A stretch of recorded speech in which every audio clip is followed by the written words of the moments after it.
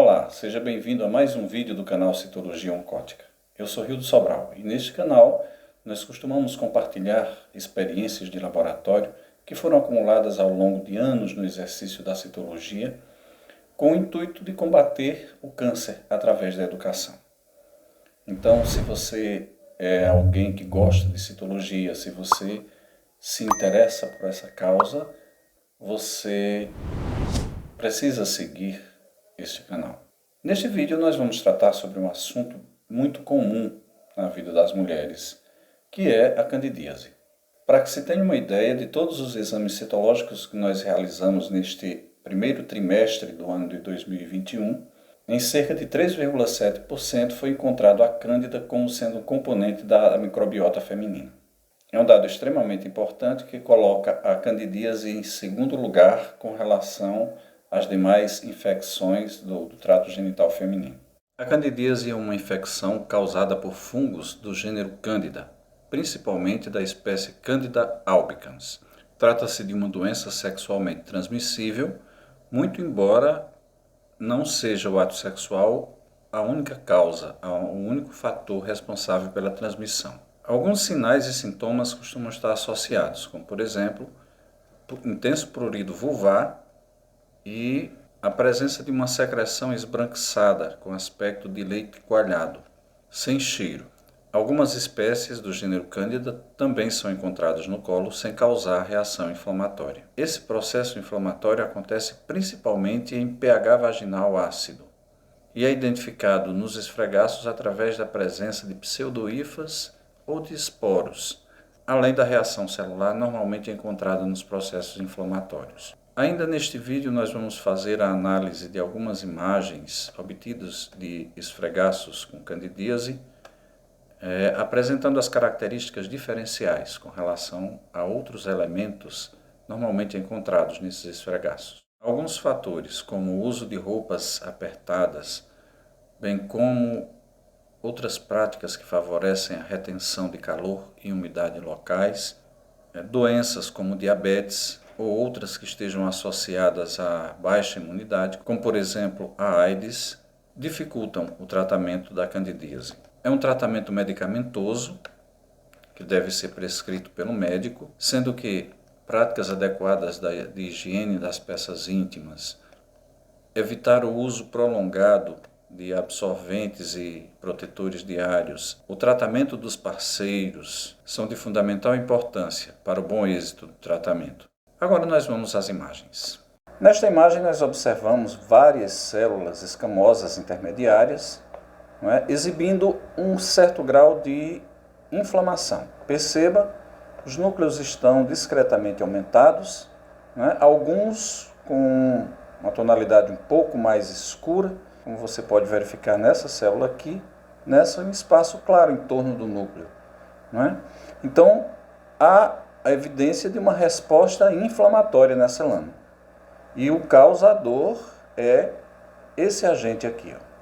Uma longa pseudohifa de Cândida, facílima de ser identificada, e nós observamos aqui também uma outra pseudohifa. Observe aqui.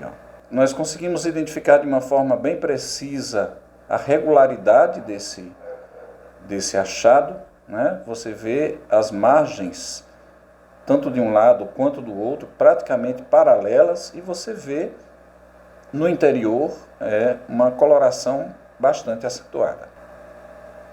Nessa imagem nós vemos também células intermediárias, escamosas, são células da ectocervice, que estão envoltas em um longo filamento de cândida. É um processo que a gente chama de flechamento. Então você vê aqui uma longa pseudohifa de cândida flechando, envolvida por células escamosas intermediárias. Aqui nós observamos uma certa ramificação desta pseudohifa, dá para ver até um pouco da cápsula que envolve o fungo. Nesse ponto aqui da imagem nós observamos pequenos esporos, fazendo parte dessa imagem. Como já foi falado anteriormente, a cândida costuma proliferar com facilidade em meio ácido. Então nós observamos um grande número de lactobacilos no fundo da lâmina e observamos também fragmentos de citoplasma soltos, não é, no fundo dessa lâmina. Observamos aqui núcleo nu, aqui também um núcleo nu, ou seja, células intermediárias que foram lisadas, não é? Que foram quebradas pela ação dos lactobacilos. Esse fenômeno costuma acontecer na segunda fase do ciclo menstrual, quando há uma produção um pouco mais acentuada de glicogênio. Os lactobacilos destroem as células para consumir esse glicogênio e produzir ácido lático. Trata-se agora de um meio com pH ácido que favorece a proliferação de Cândida.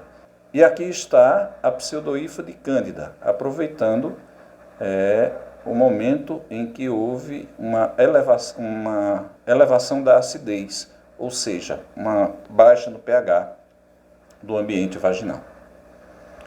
Nesta imagem nós observamos uma longa pseudohifa sobrepondo algumas células intermediárias, facilmente identificada pela presença de brotamento.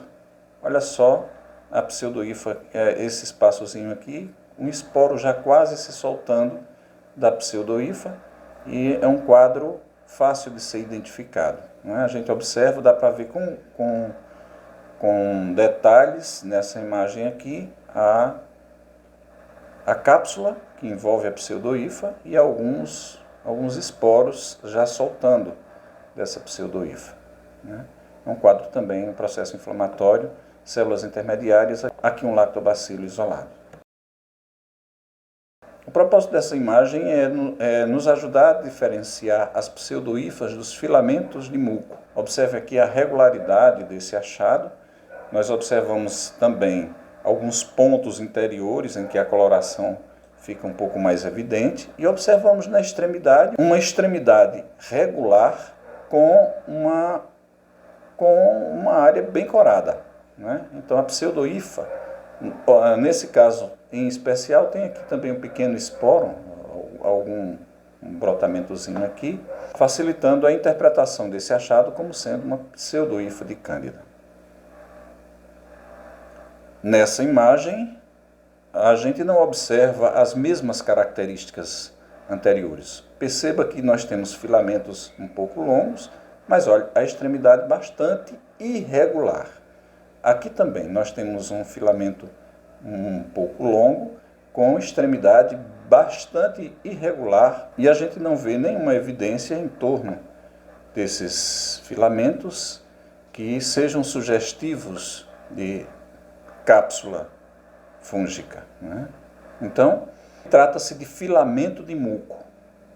Eu gostaria de destacar nessa imagem esses achados celulares aqui. São células escamosas bastante alteradas, com núcleo, o que a gente chama de pleomorfismo, e nesta célula aqui, bastante evidente o reforço da membrana nuclear e a cromatina distribuída de maneira irregular. Você observa uma área bem mais escura e outras áreas bem mais claras, como se não houvesse cromatina compondo essas áreas claras. Então, esses núcleos e essas células fazem parte de um quadro citológico classificado como lesão intraepitelial escamosa de alto grau.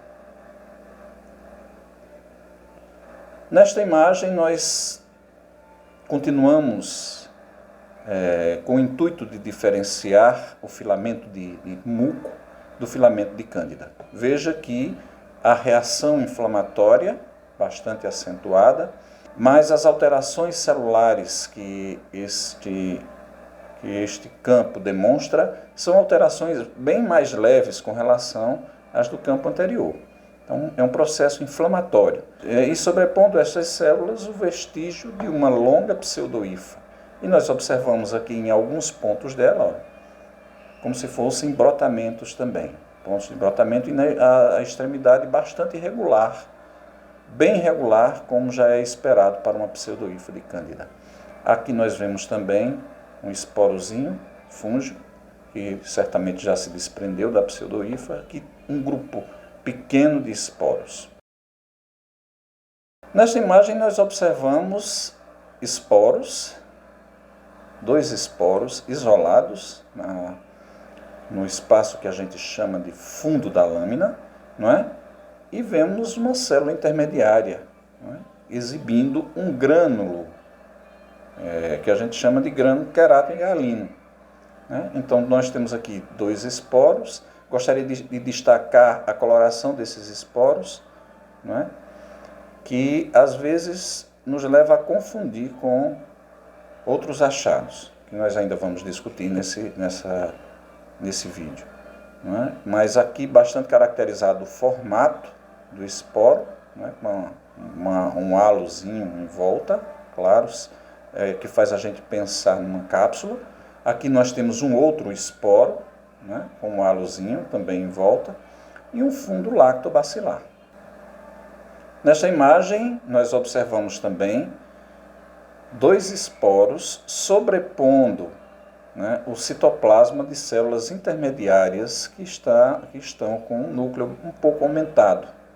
O objetivo dessa imagem é levar você a diferenciar os esporos fúngicos do grânulo querato hialina.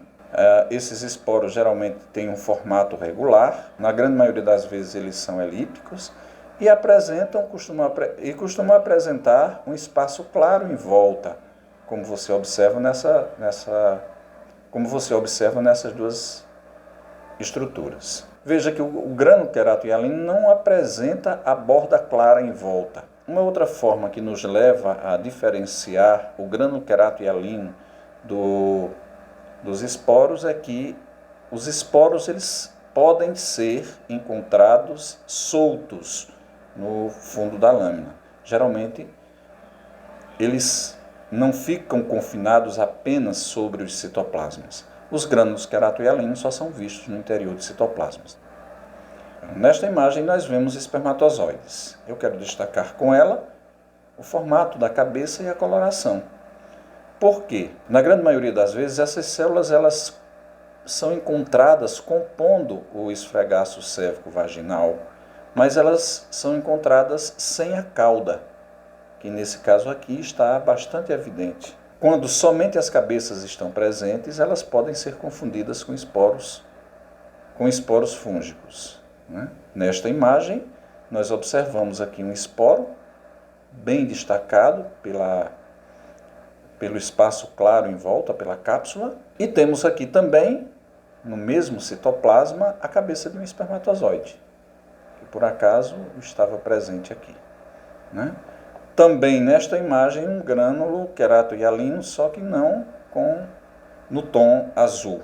Então, aqui essa imagem nos permite estabelecer a diferenciação entre o esporo fúngico e 2 outras estruturas que podem levar a uma confusão, que no caso é a cabeça do espermatozoide, nesta imagem sobre o citoplasma da célula, a exemplo do esporo, e também um grânulo querato-hialino.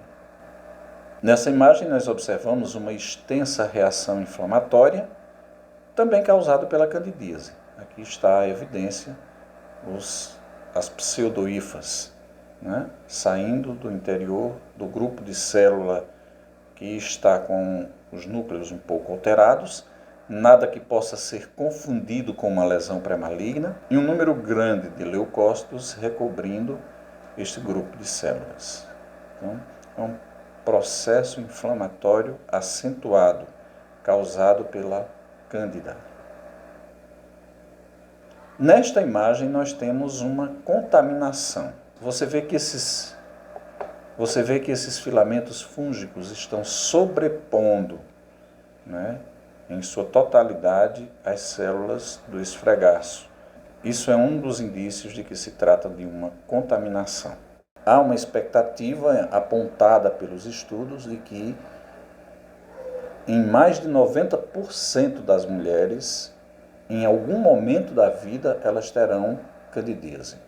Outros ainda apontam alimentos alcalinos como sendo favoráveis ao tratamento e a cura da candidíase.